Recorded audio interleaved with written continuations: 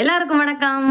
இந்த வீடியோ பதிவு நம்ம வீட்டில் எப்படி விநாயகர் சதுர்த்தி கொண்டாடியிருக்கோம் அப்படிங்கிறது டே 1லேருந்து டே 3 வரைக்கும் நம்ம என்னெல்லாம் பண்ணியிருக்கோம் அப்படிங்கிறதான் இந்த வீடியோ பதிவில் பார்க்க போகிறோம். ஃபஸ்ட்டு விநாயகர் சிலையை நான் வெளியிலேருந்து வாங்கிட்டு வந்துட்டேன். களிமண்ணால் செய்யப்பட்ட விநாயகர் வாங்குவதற்கான தத்துவம் என்ன அப்படின்னு பார்த்தீங்கன்னா, ஐம்பூதங்களால் ஆனது தான் அந்த களிமண் அப்படின்னு சொல்லுவாங்க. ஐம்பூதங்களுடைய தத்துவம் களிமண். அந்த களிமண்ணால் நம்ம வாங்கும் பொழுது அந்த மண் எங்கேருந்து எடுக்கப்பட்டதோ அதே இடத்திற்கு போய் சேரணும் அப்படிங்கிறதான் தாத்பரியம். களிமண்ணால் செய்யப்பட்ட விநாயகரை வாங்கி நம்ம கரைக்கும் பொழுது நம்மளுடைய பாவங்களும் சேர்ந்து கரையும் அப்படின்னு சொல்லுவாங்க. நம்ம வீட்டுக்கு விநாயகரை முதல்ல வாங்கிட்டு வந்துட்டோம். அதாவது இந்த மாதிரி விசேஷங்கள்லாம் பெரியோர்கள் தமிழர்கள் செஞ்சு வச்சது எதுக்காக அப்படின்னா, நிறைய காரணங்கள் இருக்குது. இந்த மாதிரி சமயத்துலையாவது அந்த கைவினை கலைஞர்கள் அப்படின்றவங்களும் வாழணும் அப்படிங்கிறது ஒன்று. சரிங்களா? நம்ம வீட்டில் விநாயகர் வாங்கிட்டு வந்ததுக்கப்புறம் அவரை வெளியில் ஒரு மனையில் வச்சு வாழை இலை வைக்கலாம். நான் பித்தளை பிளேட்டு தான் வச்சுருக்கேன். அதில் பச்சரிசி வச்சு, பச்சரிசியில் என்ன பண்ணணும்னு பார்த்தீங்கன்னா, ஓம் அப்படின்னு போடணும், ஸ்வஸ்திக் அப்படின்ற சின்னமும் போடணும். போட்டுட்டு அதில் மஞ்சள் குங்குமம்லாம் வச்சுட்டு வெளியில் விநாயகருக்கு போட்டு மஞ்சள் குங்குமம் எல்லாமே வச்சு தூப தீபம் ஆராதனை எல்லாம் காட்டி நம்ம வீட்டுக்குள்ளே கூட்டிகிட்டு வரணும். கூட்டிகிட்டு வந்ததுக்கு அப்புறம் பார்த்தீங்க அப்படின்னா, இங்கே வீட்டுக்குள்ளேயும் தீபாராதனை காட்டி நம்ம ஏதாவது சாப்பாடு வைக்கணும். நான் பழம் பால் வச்சுருக்கிறேன், அது காட்டியிருப்பேன் நான். அடுத்த நாள் பார்த்தீங்க அப்படின்னா, இது டே 2 காலையில் 6 மணிக்கெலாம் நான் எழுந்திரிச்சு ஸ்டார்ட் பண்ணிட்டேன் என்னோடய டேவை. விநாயகர் சதுர்த்தி அன்னைக்கு தான் 2வது நாள் அப்படின்னு நான் சொல்கிறேன். மஞ்சளில் விநாயகர் நம்ம பிடிச்சி வைக்கணும். நம்ம வீட்டில் என்னென்ன விநாயகர் இருந்தாலும் பரவாயில்ல, மஞ்சளில் விநாயகர் அப்படிங்கிறது பிடிச்சி வச்சே ஆகணும் அப்படின்னு பெரியவங்க சொல்லியிருக்காங்க. மஞ்சள் விநாயகர் பிடிச்சி வச்சுட்டு என்னோடய ஷார்ட்ஸ் பார்த்தவங்களுக்கு தெரிஞ்சிருக்கும். இது நான் வெள்ளியில் விநாயகரும் கூடையும் வாங்கியிருந்தேன். அதை ப்ளேஸ் பண்ணோடனே ரொம்ப அழகாக இருப்பார். இது என்னோடய ஷார்ட்ஸ் பார்த்தவங்களுக்குலாம் தெரிஞ்சிருக்கும். கண்டிப்பாக என்னோடய வீடியோஸ் கரெக்டாக ஃபாலோ பண்ணி பார்த்துட்டு இருக்கவங்களுக்கு தெரியும். இதுக்கப்புறம் பார்த்தீங்க அப்படின்னா, இன்றைக்கி நான் இது எல்லாத்தையுமே விநாயகர்லாம் பிடிச்சி வச்சுட்டு அதை எடுத்து வச்சுட்டு, சரி நம்ம இன்றைக்கி விநாயகர் சதுர்த்தி அப்படிங்கிறனால விநாயகருக்கு பர்த்டே, அதனால நம்ம புது ட்ரெஸ் வாங்கி கொடுக்கணும் இல்லையா? நம்ம பிறந்தநாளுக்கு மட்டும் புது ட்ரெஸ் போட்டால் போதுமா? விநாயகருக்கும் புது ட்ரெஸ் போடணும். அதனால பார்த்தீங்கன்னா நான் சின்ன துண்டு கேட்டேன், பட் கடையில் எனக்கு கிடைக்கவே இல்லை. எனக்கு எப்படி கட்டுறதுன்னு தெரில. சரி ஏதோ பார்டர்லாம் கரெக்டாக வச்சு கட்டுவோம் அப்படின்னா துண்டு கொஞ்சம் பெருசாக இருந்தது, அதனால் என்னால் கட்டவே முடியலை. சரி எப்படியாவது கட்டிடுவோம் அப்படின்னு சொல்லிட்டு கட்டியிருக்கேன். பட் இது நல்லா இல்லைன்ற மாதிரி எனக்கு ஃபீல் ஆச்சு. இதை மாற்றி 2வது தடவை கட்டியிருக்கேன். அது எப்படி இருக்குன்னு பார்த்து சொல்லுங்கள். இது நல்லா இருந்துச்சா இல்லை அது நல்லா இருந்துச்சான்னு சொல்லுங்கள். விநாயகருக்கு எல்லாமே கட்டி முடிச்சுட்டு திரும்ப எல்லா பூஜை திங்ஸையும் பழையபடி அரேஞ்ச் பண்ணி வச்சுட்டு, நிலக்கதவில் இருந்து நம்ம பூஜை பண்ணி வீட்டுக்குள்ளே கொண்டு வரணும். எப்போவுமே நிலக்கதவுக்கு பொட்டு இதெல்லாமே நான் நாளே வச்சுட்டோம். நம்ம நாளே வீடெல்லாம் சுத்தம் பண்ணியிருப்போம் இல்லையா? அந்த மாதிரி டைம்லேயே நான் நிலக்கதவுக்கு போட்டு பூ எல்லாமே வச்சுருப்போம். நம்ம எல்லாமே வச்சுட்டு நிலவாசலில் இருந்து உள்ளே கூட்டிகிட்டு வரணும். எப்போவுமே தெய்வத்தை நம்ம உள்ள விளக்கு வச்சுட்டு அதுக்கப்புறம் வெளியில் போய் வீட்டுக்குள்ளே கூட்டிகிட்டு வரக்கூடாது. அது மாதிரி என்ன பண்ணிட்டேன், வீட்டில் காலையில் நிறையா ஃபங்க்ஷன்லாம் இருந்தது. 6 to 7 அந்த மாதிரி ஃபங்க்ஷன்லாம் இருந்தது. அதனால சரி நம்ம பூஜையை முடிச்சுட்டு போயிடலாம். நம்ம விநாயகரை கூட்டிகிட்டு வந்துச்சு, அவரை பட்டியும் போடக்கூடாது இல்லையா? அதனால எல்லாமே ரெடி பண்ணி வச்சுட்டு விநாயகருக்கு சிம்பிளாக தான் காலையில் வச்சுருந்தேன். பாலும் அப்புறம் பாதாம் பருப்பு மட்டும் வச்சுருந்தேன். எல்லாமே வச்சு முடிச்சாச்சு. கும்பிட்டுட்டு சீக்கிரம் நம்ம ஃபங்க்ஷனுக்கு போகலாம் அப்படின்னு சொல்லிட்டு ஃபங்க்ஷனுக்கு போயிட்டேன் நான். இங்கே விநாயகர் இப்போ பார்த்தா அழகாக தான் இருக்கார். பின்னாடி ஏன் குச்சி கட்டியிருக்கீங்க அப்படின்னு நினைக்காதீங்க. பின்னாடி நான் அந்த குச்சி கட்டியிருக்கிறதுக்கு காரணம் பார்த்திங்கன்னா, நம்ம அருகம்புல் எல்லாமே ஒன்று ஒன்றா கட்டும்போது அது வரிசையாக அழகாக தெரியணுன்றதுக்காக பண்ணியிருக்கேன். அடுப்பில் இப்போது டே 2 முடிஞ்சிருச்சு இல்லையா? ஈவினிங் தான் நான் எப்போவுமே விநாயகர் சதுர்த்தி அப்படின்னாலே எங்கள் அம்மா வீட்டில் இருந்தே நாங்கள் ஈவினிங் தான் கும்பிடுவோம். அதுதான் எங்களோட வழக்கம், அதுதான் கரெக்டுமே கூட. விநாயகர் சந்திரன் வந்ததுக்கு பிறகாடி கொண்டாடுறது தான் நம்மளுடைய வழக்கம். ஃபஸ்ட்டு என்னென்ன பிளான் பண்ணியிருக்கேன் அப்படின்னு பார்த்தீங்கன்னா, சுண்டல், அப்புறம் ஒன்று ஒன்றா காட்டியிருப்பேன் பாருங்கள். நான் அடுப்பில் நான் அங்கே மட்டும் தான் போட்டு வச்சுருப்பேன். ஏன்னா எனக்கு ஓசிடி ப்ராப்ளம் இருக்குன்னே சொல்லிக்கலாம். என்னென்னா ஒரு செஞ்சிச்சுன்னா கூட அடுப்பை உடனே தொடச்சிடணும் அப்படின்னு நினப்பேன். சில பேர் அடுப்பில் அப்படியே கோலம்லாம் போடுறாங்க. அந்த மாதிரிலாம் போட்டோன்னா நம்ம நான் துடைக்கலாம் அது போயிடும். அதனால அழகாக ஒரு பொட்டு வச்சுக்கலாம் அப்படின்னு சொல்லிட்டு போட்டு வச்சுருக்கேன். அப்புறம் சுண்டல் வச்சாச்சு. அடுப்பில் சுண்டல் வச்சு முடிச்சுட்டு சின்ன குக்கரில் பச்சை கடலை பருப்பு வச்சுருக்கேன். அது எனக்கு ரொம்ப பிடிக்கும், எங்கள் அம்மாவுக்கு ரொம்ப பிடிக்கும். அது அங்கேருந்து ஃபாலோ பண்ணது. இந்த மாதிரி டைம்லலாம் எங்கள் அம்மா ஞாபகம் எனக்கு வரதான் செய்யுது. அதை வச்சுட்டேன். அதுக்கு பின்னாடி பொங்கலுக்கும் ரெடி பண்ணி வச்சுட்டு நம்ம 21 இலைகள் 21 பூக்கள் வச்சு அர்ச்சனை பண்ணோம் அப்படின்னு சொல்லுவாங்க இல்லையா? அது மாதிரி என்கிட்ட எங்கள் வீட்டு சைடு கிடச்ச பூ ரெடி பண்ணியிருக்கேன் நான். பூவும் இலைகளும் ரெடி பண்ணிட்டேன். அது எல்லாமே காட்டிக்கோ. எல்லாமே நம்ம வீட்டில் பூத்த பூ தான் நான் காட்டியிருக்க அத்தனையுமே. செவ்வரளி, முல்லைப்பூ, ஜாதிப்பூ, இருக்கிற எல்லாமே நம்ம வீட்டில் இருந்தது தான். அதுக்கு இடையிலே பார்த்தீங்கன்னா எல்லாமே வெந்துருச்சு. நான் போய் பூ பிடிங்கிட்டு எல்லாமே வரங்களாட்டியுமே எல்லாமே வெந்துருச்சு. நான் உங்களுக்கு எல்லாமே ஸ்பீடு மோஷன் வேறு பண்ணி காட்டியிருக்கேன். சக்கரை பொங்கலுக்கு எல்லாமே போட்டு கிண்டியாச்சு. எல்லாமே ஒரே நேரத்தில் வெந்துருச்சு. 3 குக்கருமே நம்ம ஒரே நேரத்தில் வச்சுட்டு போயிருந்தோம் இல்லையா, அதனால வேகமாக வெந்துருச்சு. இப்போ நம்ம என்ன பண்ண போகிறோம்னா பச்சைக்கடலை பருப்பு தாளிக்க போகிறேன். தாளிச்சிட்டு நம்ம ஒன்று ஒன்றா எடுத்துகிட்டு போய் வச்சுட்டு அதுக்கப்புறம் லாஸ்ட்டில் பூ கட்டணும் அப்படின்னா கரெக்டாக இருக்கும் பூஜைக்கு அப்படின்னு சொல்லி பிளான் பண்ணியிருந்தேன். லேடிஸ்னாலே பொதுவாக வந்து பிளான் பண்ணி தான் நம்மளோட எல்லா ஒர்க்குமே நம்ம செய்வோம். மேக்ஸிமம் ஆஃப் லேடிஸ் வந்து பிளான் பண்ணி தான் எல்லாமே செய்வோம். அப்படி செஞ்சால் தான் நம்ம கரெக்டாக இருக்கும். பார்த்தீங்கன்னா பச்சைக்கடலை பருப்பு தேங்காய் போட்டு இறக்கிற வேண்டியது தான். அவ்வளோதான், இறக்கியாச்சு. அதுக்கப்புறம் சுண்டல் தாளிச்சிடலாம் அப்படின்னு சொல்லிட்டு பிளான் பண்ணியிருந்தேன். சுண்டல் தாளிக்கிறதுக்குமே இந்த வச்சாச்சு. இது எல்லாருக்குமே தெரிஞ்சது தான். அங்கங்கே சின்ன சின்ன கிளிப் மட்டும் தான் காமிச்சிருக்கேன். உங்களுக்கு கண்டிப்பாக அந்த வீடியோ பிடிக்கும்னு நான் நினைக்கிறேன். இல்லை உங்களுக்கு பிடிச்சிருக்கு அப்படின்னா கமெண்ட் பண்ணுங்கள். எதுக்கு லெமன் போட்டிருக்கோம் அப்படின்னு பார்த்தீங்கன்னா, லெமன் ஃப்ளேவர் வந்து நல்லாயிருக்கும் இந்த சுண்டலில் போட்டு தாளிக்கும் போது. இது எங்கள் அக்கா சொல்லி கொடுத்தது. அக்கானா மச்சான் ஒய்ஃப் சொல்லி கொடுத்தது. இது நல்லாயிருக்கும் கண்டிப்பாக லெமன் ஃப்ளேவர் போட்டு. இந்த ஃப்ளேவர் எனக்கும் பிடிச்சிருந்தனால அதை அப்படியே ஃபாலோ பண்ணிக்கிட்டேன் நான். அப்புறம் சுண்டல் வெந்துருச்சா அது தாளிக்க வேண்டியதான். அப்படியே தேங்காய் பூவை போட்டு இறக்க வேண்டியதான். அது முடிஞ்சு. அப்புறம் பொங்கல் அங்கிட்டு ரெடி ஆயிடுச்சு. பொங்கலுக்கு தாளிப்பு மட்டும் கொடுக்க வேண்டியிருக்கு. வீடியோ பிடிச்சிருச்சுன்னா சப்ஸ்கிரைப் பண்ணிக்கோங்க. பக்கத்தில் இருக்க பெல் ஐக்கானை கிளிக் பண்ணிக்கோங்க. யாருக்காவது ஷேர் பண்ணணும்னு நினச்சிங்கன்னா ஷேர் பண்ணுங்கள். சரியா? நிறைய ஷார்ட்ஸ் அண்ட் பிளேலிஸ்ட்லாம் நம்ம க்ரியேட் பண்ணியிருக்கோம், போய் பாருங்கள். அதிகபட்சமான நம்ம இதில் பார்த்தீங்க அப்படின்னா வழிபாடு தான் நம்ம இதோட யூடியூப் சேனலில் வந்து அதிகமாக இருக்கும். அப்புறம் வந்து நம்ம கார்டனிங் வீடியோஸ் கொஞ்சம் இருக்கும். மீஷோ ப்ராடக்ட்லேருந்து வாங்கின ரிவ்யூஸ் இருக்கும். என்ன ஹானஸ்டான ரிவ்யூ அது மட்டும்தான் இருக்கும். அப்புறம் நம்மளோட பப்பி வீடியோஸ் கொஞ்சம் இருக்கும், போய் பாருங்கள். இது வந்து இதுதான் நம்ம சேனல். ஓகேவா? உங்களுக்கு பிடிச்சிருக்கு அப்படின்னா சப்ஸ்கிரைப் பண்ண மறக்காதீங்க, சப்ஸ்கிரைப் பண்ணிக்கோங்க. சக்கரை பொங்கலும் ரெடி ஆயிடுச்சு. 3யுமே கொண்டு போய் அங்கே விநாயகர்கிட்ட வச்சுட்டு நம்ம இன்னும் பேலன்ஸ் என்னென்ன பிளான் பண்ணியிருக்கோம். இன்னும் நம்ம மோதகம் செய்ய ஸ்டார்ட் பண்ணவே இல்லை.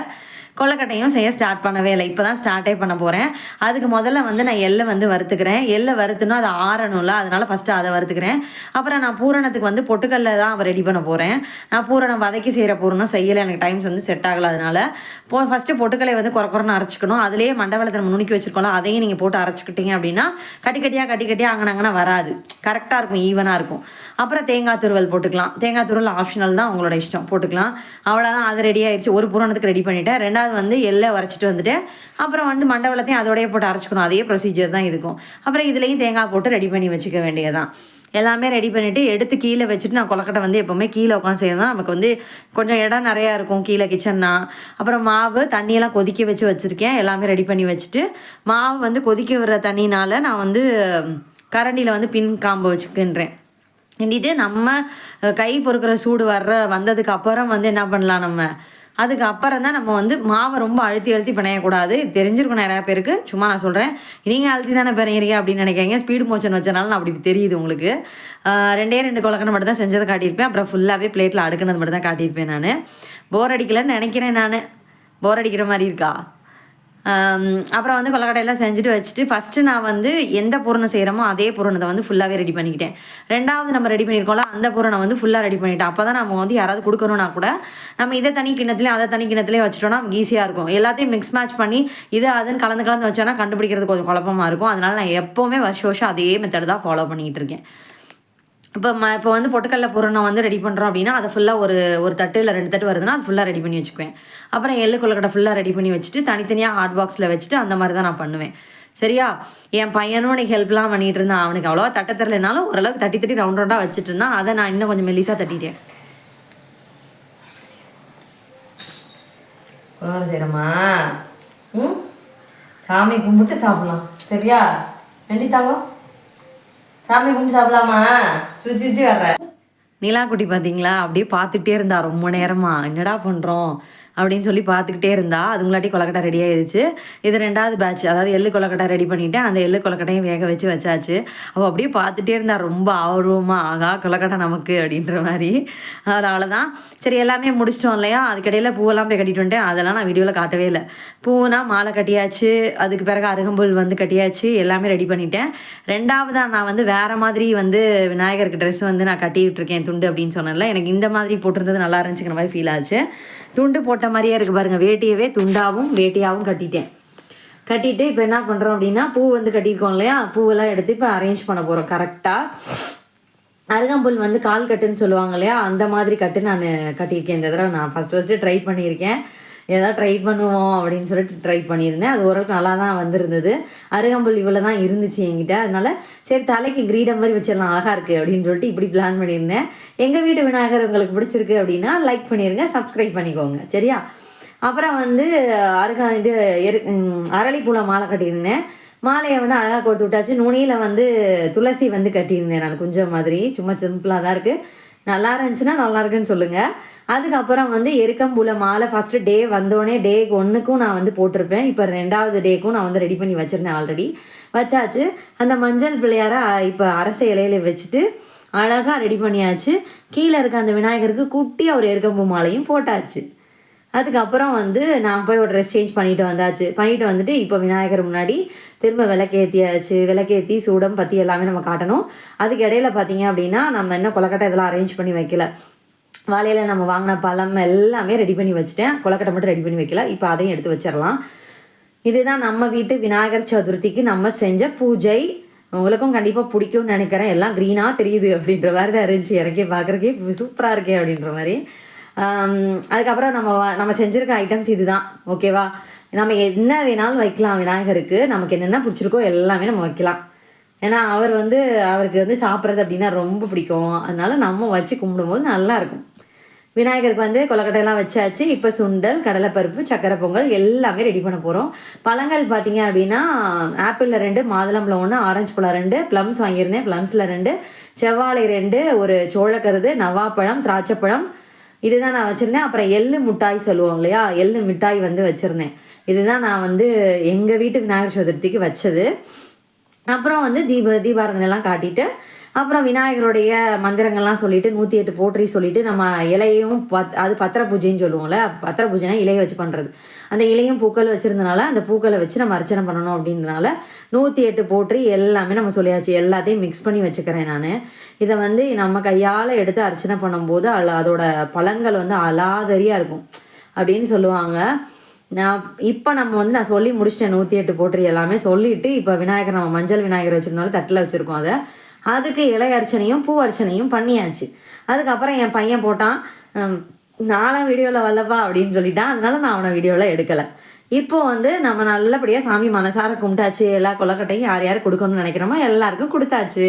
அவங்களும் ஹாப்பி, நம்மளும் ஹாப்பி, விநாயகரும் ஹாப்பி. ஓகே.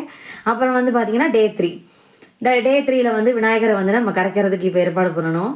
கொஞ்சம் கஷ்டமாக தான் இருக்குது மனசு. எனக்கு எப்போவுமே இந்த தடவை வந்து இப்படி விநாயகர் வாங்கியிருக்கேன். போன வருஷத்துக்கு முந்தின வருஷம்லாம் பார்த்தீங்கன்னா ரொம்ப அழகாக இருந்தார். அந்த பெயிண்ட்லாம் பண்ணி அந்த இது வந்து வாங்கி எனக்கு மனசே இல்லை கரைக்கிறதுக்கு. வீட்டிலேயே வச்சுக்கலாமான்னுக்கிட்டு இருந்தேன். ஆனால் அப்படி வைக்கக்கூடாது, நம்ம கரைச்சி தான் ஆகணும். மனசு அப்படியே கல்லாக மாற்றுற மாதிரி இருக்கும். இந்த விநாயகர் சதுர்த்தி வந்தால் மட்டும் எனக்கு விநாயகரை கொண்டு போய் தூக்கி போடவே மனசே வராது. வேறு வழி இல்லை.